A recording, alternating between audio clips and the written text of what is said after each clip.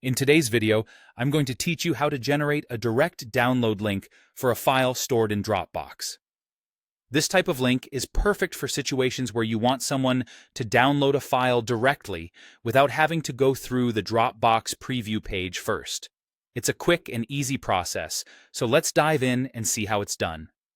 First things first, you'll need to head over to Dropbox.com and log into your account.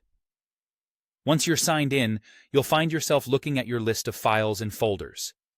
From here, try to locate the specific file you want to share as a direct download.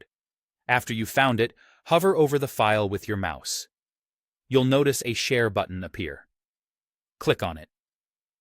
Alternatively, you can right-click the file, and from the context menu that appears, select the Share option.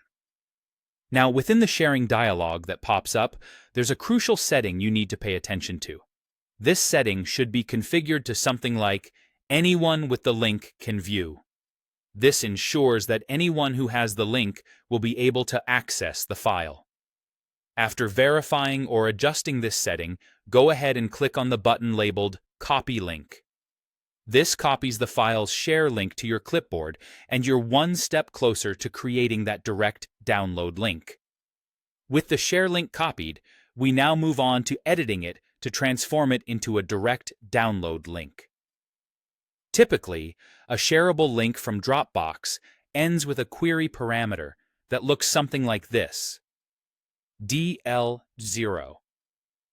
This is the default setting that lets users preview the file within Dropbox before deciding whether to download it.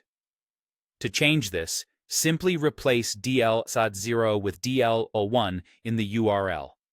So, your link should go from something like https www.dropbox.com/s abcd1234xyz/example.pdf DL0 to https:/www.dropbox.com/s abcd234xyz/example.pdf LWAR1. This small edit changes how the link behaves when clicked, making the file download immediately rather than opening the usual Dropbox preview page.